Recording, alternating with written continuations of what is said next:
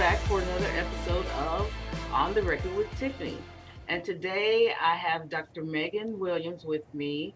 And we're going to talk a little bit about what we just experienced uh, with what people are calling snowvid, but with our winter freeze that we just went through, and why that's important because the medical community really was turned upside down. Yeah, Dr. Williams, you want to talk tell our listeners a little bit about yourself and what you do? yeah, sure. My name is Dr. Megan Williams Khmelev. I am a board certified in family medicine and obesity medicine. Currently, though, I work in emergency medicine, and yeah, it was interesting times. Things that I'd never seen before in medicine in the past couple of weeks. So tell us a little bit about what happened in the hospitals, because people understand that there was a loss of electricity, Mhm. but I don't think that uh, everybody's fully cognizant of what pressure per square inch and what the loss of water meant Oh, for it patients. was it was so weird because power goes out. Typically, power goes out, and in the hospitals, there's really no concern. You even have sites in the hospital that for sure that power is going to be maintained. Hmm. And I've been practicing. I graduated from medical school in 2007. I've never and was a CNA before that. I've never seen anything like this. Literally, one of the locations that I work at, we didn't have power, we didn't have water, and obviously the implications for that are huge. I have friends that work at some of the larger hospitals, and literally, there was a hospital in one of the big hospital systems that literally just closed its doors, and they shifted patients to another place because obviously you don't have power, you don't have electricity. Especially obviously for things like dialysis. I mean, basic things like ICUs cannot function with electricity. And so when I say it was um, one of my girlfriends was saying that she's sick of living through historic events, and it was an impact books because I've never seen that type of outage that was so incredibly universal in anything that affected healthcare setting like that. I have to say for our first responders and our healthcare providers, they did an excellent job. Mhm. You all did an excellent job. Um, what we experience with dialysis units, every dialysis unit in the state of Texas has to have some form of backup power. They all do. They all Mhm. do. Um, they all have uh, emergency response plans, which kicked in. They all did their part there. They all um, where things went wrong was with the infrastructure in terms of the state of Texas, with the Public Utility Commission of Texas, the deregulation that they did uh, with that allowed ERCOT to not maintain equipment, to buy equipment and not weatherize the turbines, to those things were what failed not only citizens, but also failed the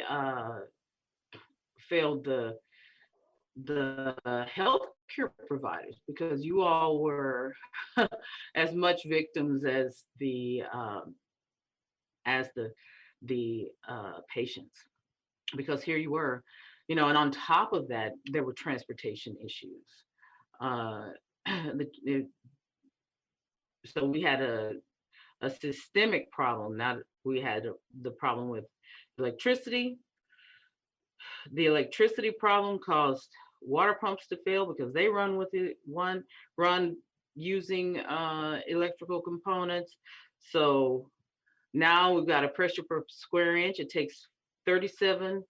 It takes 39 to 47 gallons of water to dialyze one patient. But you must have clean water and pressure per square inch. So I have to say, I'm very proud of what happened with dialysis units across the state, because what they did was trucked in water, Right. um, and essentially kept many kept the loss of life to a minimum, because we would have seen a devastating loss of life if they wouldn't have brought in the water, if Right. private business wouldn't have had their own crisis management plans. Exactly. Uh, And Tiffany, I just say too, I think the cool thing about the healthcare field, and I think in particular in San Antonio, there's just it was kind of awesome to see. This sounds really cheesy, but just kind of a can-do spirit. It's just like, well, we're yeah, here, patients to take this care is of. what we're going to do. I And I saw dialysis units, because those are private businesses. We saw places like U.S. Renal just open the doors to anyone who needed to be dialyzed. yeah, We saw, and so that it didn't matter if you were a U.S. Renal patient or not.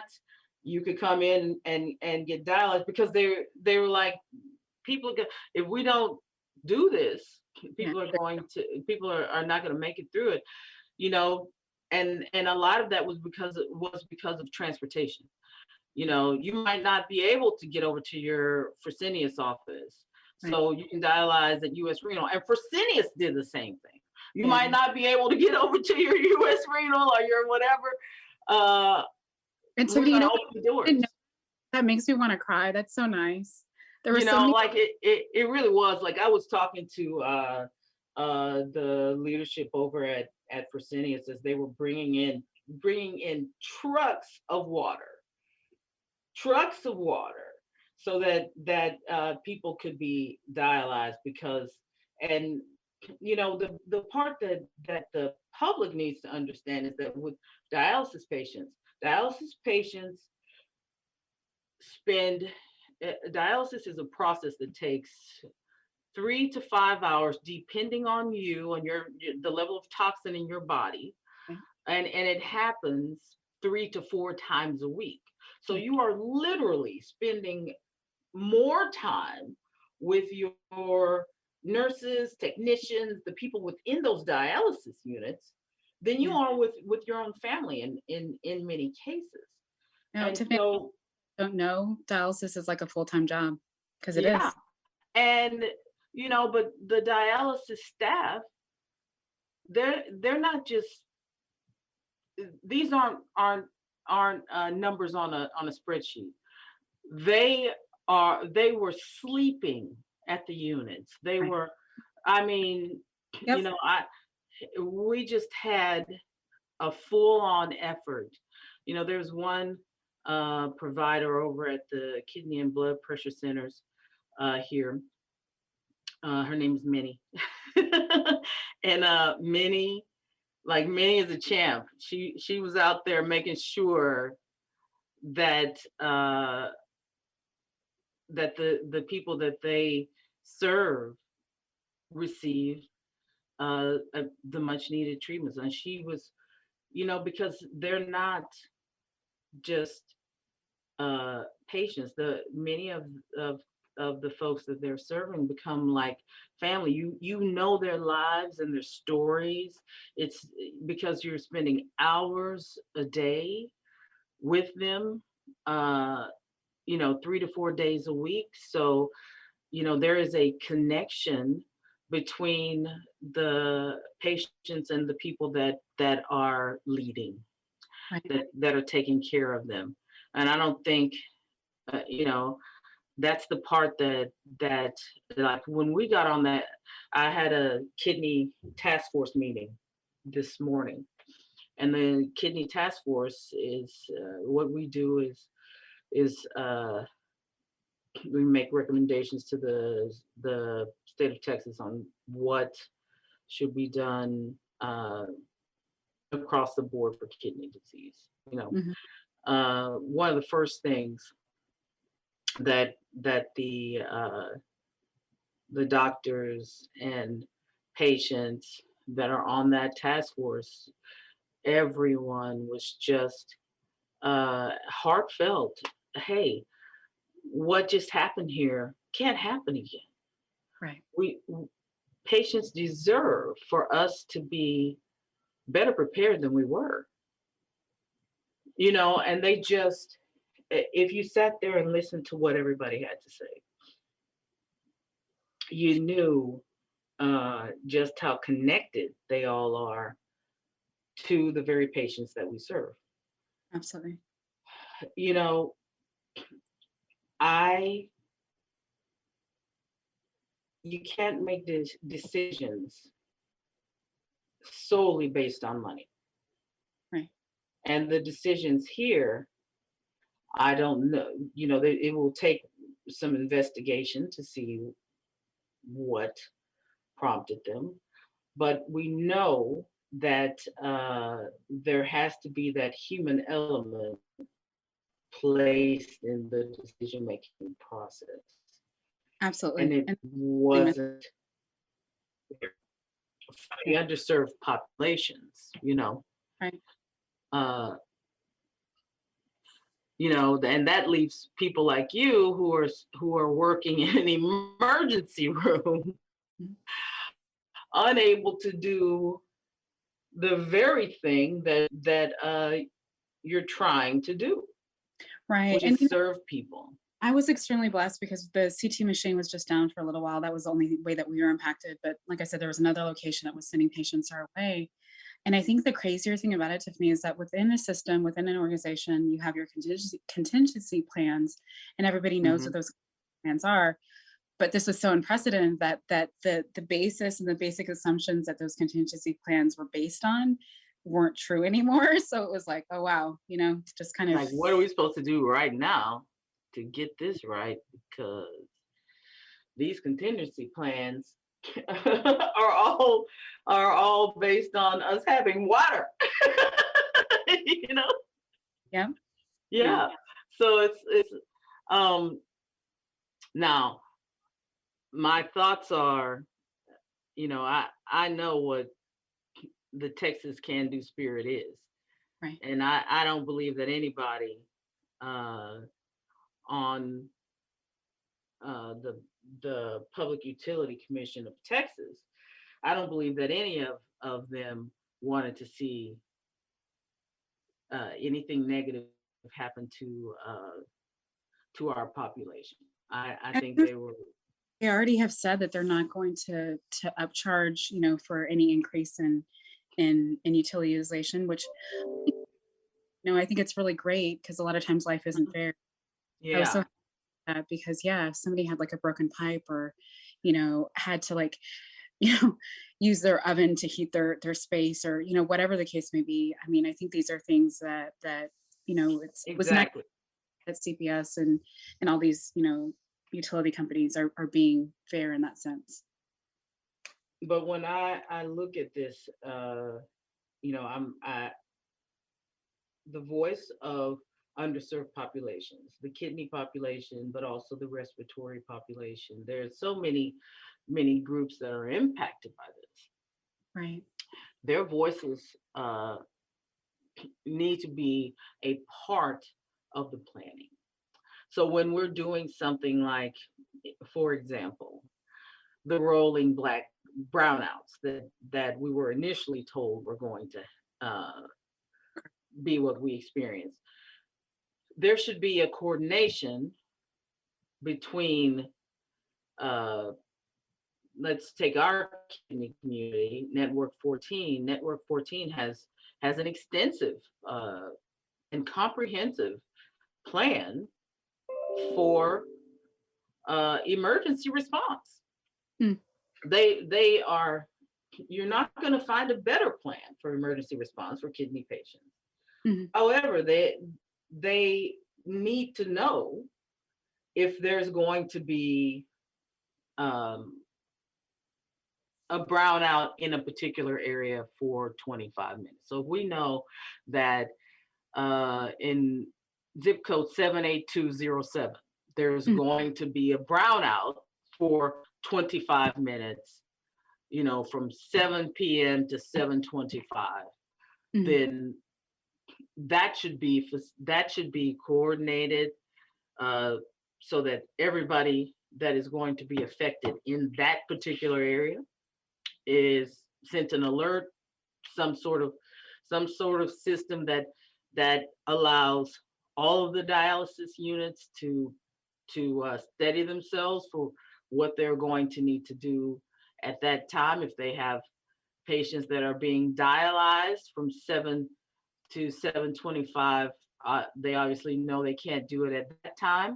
Mhm. You know what I mean? Like there has to be coordination from that 10,000 foot view Right. on down to us. I You can't just throw the first responders. And this is what we have been doing since, you know, before this crisis. The other overarching crisis of COVID-19, Yeah. we kind of just tossed you guys, I shouldn't say we, the powers that be, Mhm. sort of just tossed uh, first responders out there. We had a lack of PPE. Right. What, and the general attitude or whatever was, hey, figure this out. Right. This is for, there was a lot of finger pointing and all of this other stuff. But We to don't me, the have cool time thing for that. was once again, Texas really came through. I felt like Yeah, next and and we Democrats, did. We yeah, did. needed, and which is it's kind of cool to see private citizens say that identify a need and just mobilize and just get it done. People started making And masks. People started like people just, we definitely have a can do attitude here, and that was totally accurate when you said that, Dr. Williams, because that is a very Texas thing, um, and I love that about us, right, that yeah, we get out there and we are we make lemonade out of lemons. It doesn't matter what's going on. Um, but I believe that also when we see something like this occur, that we would be remiss in not going back, dissecting the problem, and creating a viable solution yeah. for the Maybe next it's thing that uh, comes up. maybe it's a little bit inflammatory, but I have to tell you, like, there was interesting because I live in 78209, and restoration of services was pretty darn quick. You know, Mhm. it kind of bothered me because in comparison to other places, like, one of the places that I work at is a different zip code, and it just helped. It just that thing in the back of your mind that really, I mean, to me, it was interesting. That's what I'll say. Mhm. Restoration of services came very quickly in certain places, and I know that other Not places so quickly in others. not. And see that, that's another argument, because the poor across the nation, but I think this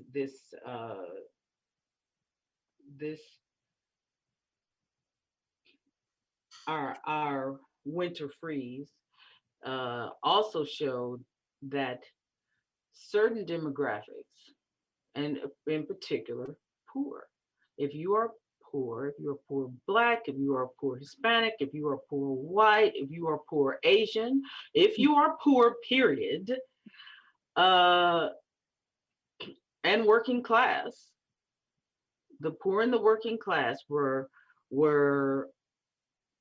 Disproportionately. def- yeah, it was, you can definitely see, as this, I mean, it's going to take months before we have all of the data on this, Right, but it's definitely rolling out that it was terrible, and right. they were hit the hardest. Yeah, And it's, you know we have to address the pink elephant in the room, that there's an entire segment of people uh, who fall under the poverty line or right at the poverty line that we are doing that we have to do better by. Right. We No, have to do agree. better by that demographic. And and I believe that we want to do better by that demographic. The average person uh, wants to see um, some equality there. Right. Um, how we get there is another story, but we're going to get there because we just simply cannot leave our citizenry in a position where they're vulnerable, Right. and their vulnerability are exposed to the point where they could be um, where they could lose their lives. And we saw that uh, the last count that I've heard was 51 lives lost um, to the storm and to storm related issues, um, and that's across the board, not only in the kidney community. What's even more disturbing, what's equally as disturbing, is that uh, when you start looking into the power grid and what actually went wrong, we were quite literally seconds away from having a complete blackout. And had that happened, we would be looking at hundreds, possibly even thousands of lives that would have been lost. Um, And I didn't realize that. I had no idea.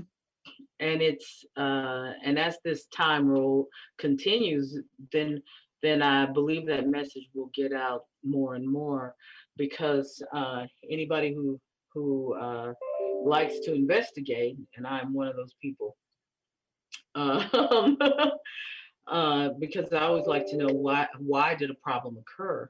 Right. You have to dig down Yeah. to figure out Why? what left us vulnerable. If you want to fix a problem, Hmm. then you have to understand it and identify it accurately. Right. So so that so as we're looking at this, and as I we really narrowly averted a major catastrophic event. It was a catastrophic event regardless, especially if you lost a loved one. Anybody that lost a loved one, to them my heart goes out to you, because uh, I understand what it's like to lose somebody prematurely. Yeah, and Tiffany, it's just so sad. I don't know if you read about that little boy that was in a trailer that literally just froze to death, and stuff like that bothers me. Because when you think about it, it's just like, for what and for why? Yeah, Like, that didn't the have to happen. numbers on which is why numbers on a spreadsheet, you must have the representatives from vulnerable communities Right. present. And in my opinion, it should be those who are doing crisis management specifically for those communities who should be present and who should have a voice um, that is being heard on the Public Utilities Commission of Texas. If they're making decisions across that will affect electricity, water, and telecommunications, three things that if we don't have them, we're in a Kind of. lot of trouble. Yeah. At the minimum, healthcare providers should be have a presence and a voice on that commission, a voice that is not related to uh, ERCOT or any of the uh, the agencies that are providing the power, Yeah. because you want some transparency, but you also want people to to be taken into account, the populations that are going to be impacted. Yeah.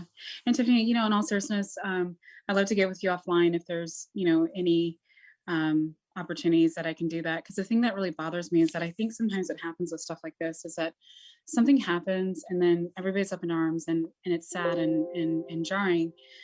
But I kind of get the sense that complacency sets in very quickly. And Mhm.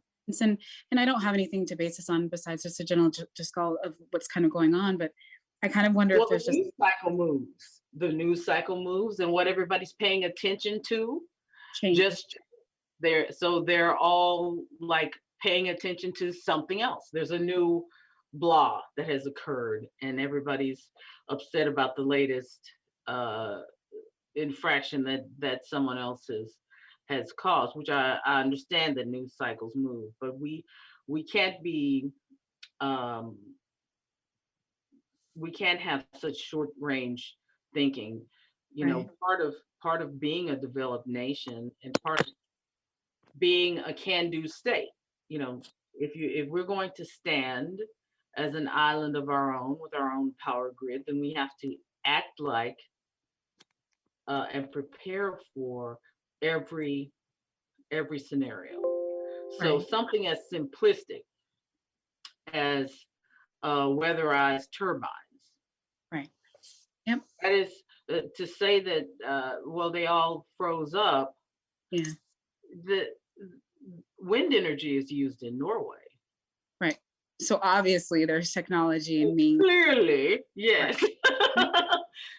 It's also used in Maryland. Right. So uh, to say we can't, when we can't get these turbines weatherized. No, we made a decision not to. So we have to one those who made that decision have to own up to it, Right. and then we have to go back and correct that. Right. It can't be something that now that we've thought out, oh well, back to business as usual. No, no, no, no, no. We have to go back and correct all of these things that were not done properly, Mm. so that the next time, if this happens in 3 years, if this happens in 10 years, we're Right. prepared. Right. No, amen. And I hope that the pain and the that moment is felt for a while so that people actually are motivated to make change. Because that's the thing that I fear is that right now people are like, well, when is this going to happen again? It's like, well, if you take that attitude, we'll be back, in 10 years or Hmm. 33 years, whenever that occurs, we're going to be sitting in exactly And, this. and what we have to think about is natural disasters. Period. Right. We have to think about this across various spectrums and not just a freeze, Right. because we could have floods that could cause similar problems. We could have, there are so many different scenarios, and we need to be prepared for them, because part of this was we had a water problem, we had an electricity problem, and then we also had the just general uh, Transportation. lack of communication problem and coordination Right. with other people that we should be coordinated with. Right. You know, we had but all of those things. So it's like uh, there has to be. We have to look at each problem here, dissect it, and create the solutions that should be there. We can't disintegrate into a finger pointing, blame game, uh, partisan politics Right. when this is a bipartisan issue. Every Texan was affected by this. Uh, Vulnerable populations were put in peril, Right. and it's not something that should be turned into a blue or red issue. Right. Oh, it's definitely you not. know, Versus public management, that's an issue. But yeah, absolutely, definitely not a yeah, political issue. it's not. It's not. But as we see, like a lot of things can take that turn, unfortunately. And I don't want to see us go down that road, because the facts is that we can fix this. Mhm. You know, Absolutely. we can 100. This is Texas. We fix things and do Yeah. do it bigger and better, and present the example of how to do it. you know. Heard about that HEB where people went and then the power went out and like they didn't have the ability to bring up the groceries. And so HEB was just like, go ahead and take them. Did you hear that story? No, I uh, was like, that's I love Texas. HEB. Yeah. And then there was this other store where a person had broken in because they needed supplies. And the shop owner was on the news because apparently for everything that was taken, he actually ended up getting more money for it because they left money. Like they needed it, so they took it, but they actually left money. And all these things have happened that really kind of make me want to cry because I kind of felt like when I was watching people fight over toilet paper, I was like, where are we right now? Like, Like, what are we doing? yeah. And then I feel like there's so many things that happen that kind of restored my faith in humanity. Yeah. Just people giving like what you're saying about the how you guys just were like, okay, they need dialysis, let's just do it. I just think that's so beautiful because I mean that's how you get through stuff like this, right? Like if you have, you get, Exactly.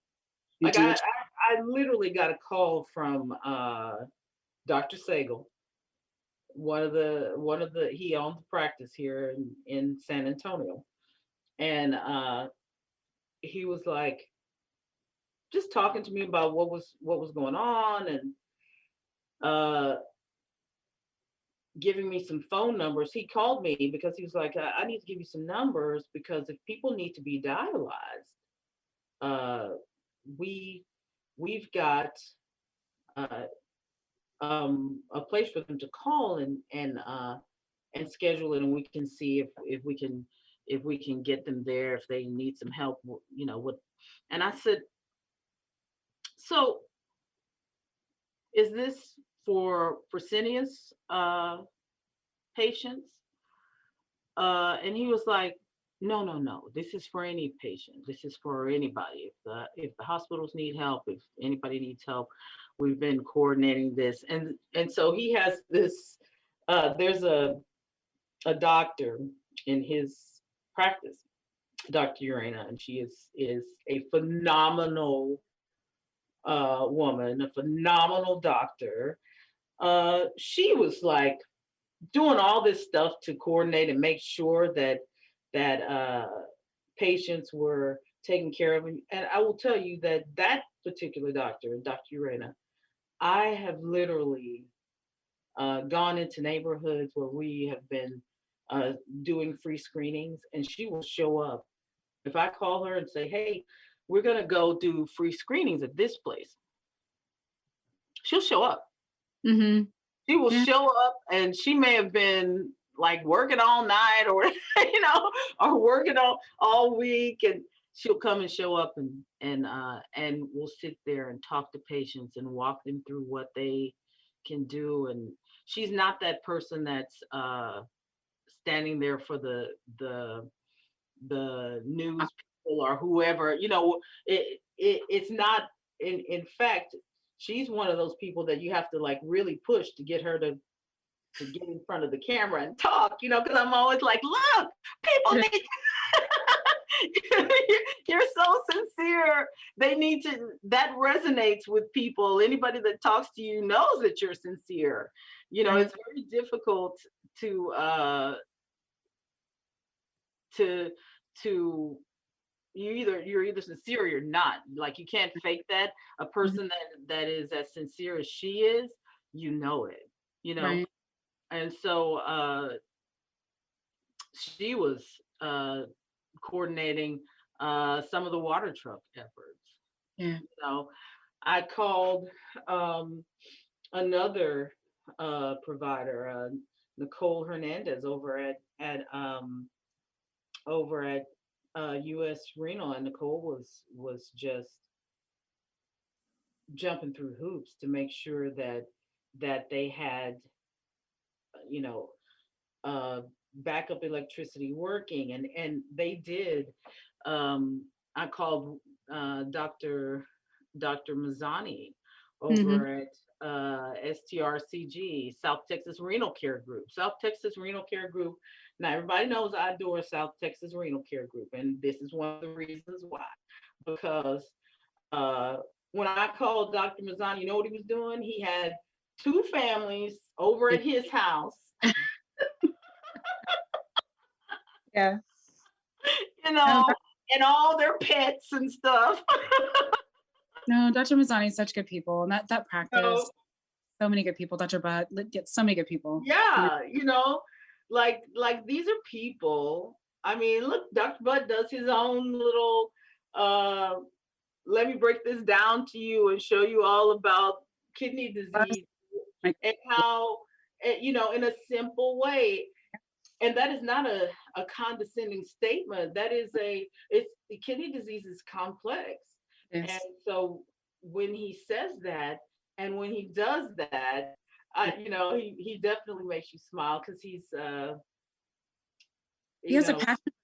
He loves teaching. He wants his patients to know how, and I think that's important, right? Like you don't want to just tell somebody what to do. I think like the word doctor mean docere means to teach, and that's that right. should be our calling, right? Is to And yeah. I will tell you like a little story about him. I really, and I say this all the time, I would not be doing what I'm doing if it weren't for Dr. Butt, because I walked into their office with my little cousin who is who was in renal failure at the time. And and Dr. Butt is the doctor that we went to see. I had nothing to do with the kidney community prior Before. to meeting Interesting. Dr. No, I Butt. didn't know that. And I just, when we were sitting there, I went with Daryl Jr. to the appointment. And when we were sitting there talking to Dr. Butt, first of all, uh, we're just some nobodies who walked into his office, and he treated us like we were VIPs. Yeah, you know, but like every he's like that somebody. with everyone. He's Yeah. like everybody's a VIP for Dr. Butt. Yep. Amen. And that's how it should be. Everybody's that, and I will tell you across the board. Yeah. Whenever I have been to STRCG, South Texas Renal Care Group, Renal Associates is like that. When you walk into kidney and blood pressure centers, uh, with Dr. Brockway, it's like going to your uncle or your grandfather's Practice. office. Yeah. Like it feels like you just walked into some place with family. Yeah. So, No. like we That, have the most wonderful community hmm. when it comes down to and it's the same thing with SAKDC. Uh, they are San Antonio Kidney Disease Centers. They're probably the largest group, but at the same time they feel small and cozy and like you are important as a patient. So when I see them being failed by the powers that be, Yeah. because the kidney doctors, staff, Network 14, all of them did what they were supposed to do. Right. Our infrastructure, the Public Utility Commission of Texas, um, they were the ones with the lackluster Response. uh, response. And I do not believe that they were just like trying to stick it to the American people. I don't think they were doing that. Mm.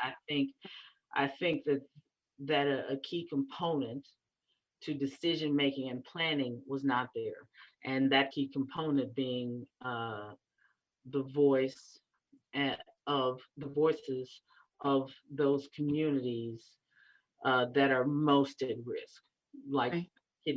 the kidney community, the cardiovascular community, the respiratory community, all of those groups, and there are others that they should be present.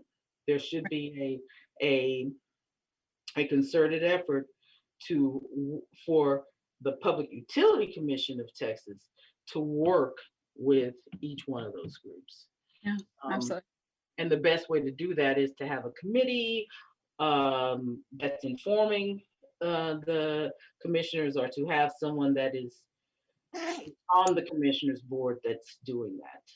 But okay, I, as always, have enjoyed talking with you, Dr. Williams. Um, is there is there anything that you're doing or that you want to add to what we just said? No, ma'am. No. I just, like I said, I think that efforts, continuing efforts and continuing planning to make sure this doesn't happen again. And like I Well, said, go offline to see what I can do to make sure that happens. But yeah, I would love to get together offline. And you have a wonderful day. yeah, You've been listening to On the Record with Tiffany, and everybody that is within earshot, make sure that you contact your representative about what we just went through. If we want to see change occur, then we have to be the change makers. And you have that ability with letter writing. You have that ability with phone calls. You have a lot of power as an individual. So take agency and remember, you are living in the greatest country in the world, and you can make a difference in what happens in your community, in your city, in your state, and beyond. And you can do that right at your keyboard. You can do that with the stroke of a pen. So if you're upset, don't, let's channel that into something positive and reach out. And I just want to talk to you a little bit, to our audience a little bit about what is coming up next with the kidney community. Texas Kidney Foundation is my other hat that I wear during the week, and it's a lot of the reason why um, I started this show is so that we could um, reach another audience and another demographic, but also so we could educate about chronic kidney disease. And I'm proud to announce that we have come up with the most wonderful campaign that will be starting. And we have some great community partners that are going to be working with us. The campaign is specifically targeting increasing the knowledge about kidney disease. Currently, we know that COVID-19 is acting as an acute kidney injury, commonly referred to as an AKI. An acute kidney injury means that it's something that is pushing a person's kidneys into some stage of kidney disease. Well, 46% of the people who are going into the hospital with COVID-19 are leaving the hospital with some stage of kidney disease. Uh, when we found out about this, the leadership of Texas Kidney Foundation, meaning me and the board, um, and our key staff members, we looked at it and uh, evaluated what should happen. This was early on uh, when we started seeing it, and before there were actual uh, data sets to back this up, but um, we started seeing it that there was definitely a correlation between uh, COVID-19 and kidney disease. So uh, we began to develop a campaign and a way for us to follow kidney disease in those patients, because uh, there needs to be more than just releasing a person back in and saying that it's, oh, you're okay now. If the if the non-hospitalized population is reflective of what is being seen in the hospitalized population, then everyone who has been diagnosed with COVID-19 and is in recovery, uh, those folks need to be tested and get a baseline on what their kidney function is. Um, so, based on us seeing this and realizing that the population that we serve, our hearts and our devotion as an organization is to the underserved, and that is the underserved populations of Texas. So that's everybody that falls at or below the poverty line in Texas. Uh, so if you are underserved and Black, white, Hispanic, uh, Asian, if you're underserved in the state of Texas, Texas Kidney Foundation um, is a resource for you to find out what your kidney health is. So we have free screenings for kidney disease, and we have a partner called Healthy IO that's going to that has generously donated 10,000 free screenings that we can send to your home. It is the most exciting piece of technology that I have seen, the Healthy IO technology, because it allows us to mail a screening to your home.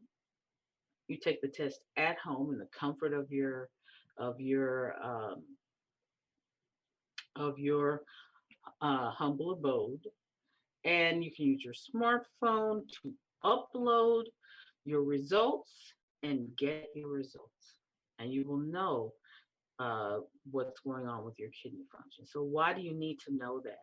Because why would you need to do this? Your kidney disease does not show ready symptoms that would make you um, aware of the fact that you had kidney disease. You don't start seeing symptoms of that are identifiable uh, until the latter stages of kidney disease. So you don't want to wait until then. The only way to know what's going on with your kidneys is through the blood and the urine, and the best way is looking at both. Um, so that's what we've come up with. So I'm elated that we can bring services of that nature to our community, especially to uh, with 10,000 uh, beginning in the San Antonio area, and we will be scaling up to the rest of the state. Or we will begin at the beginning with our uh, constituents here. So I couldn't be more proud of where we're going and what we're doing. And as it relates to our population, we're always going to be there with you to serve and to walk you through uh, the difficulties of chronic kidney disease. So after we identify that the disease that one has it, then we have renal dietitians, we have behavioral therapists to help figure out, to help you relate to your family, relate to what your budget is and how you can, what kind of food to buy, how to cook and make things taste good and live with this disease. And we also have um, additional healthcare through uh, free clinics, through uh, services like CareLink that we can sign up those who qualify for CareLink and for Medicaid and Medicare, and route those who do not through the free clinics. But there there are options, there are solutions, and there's somebody that will hold your hand through this process, and that's us, Texas Kidney Foundation. So, um, if you want to learn more about Texas Kidney Foundation, go to txkidney.org. Again, that's txkidney.org. And check us out because we are here for you and your kidney needs. Thank you, and you've been listening to On the Record with Tiffany. Have a great day.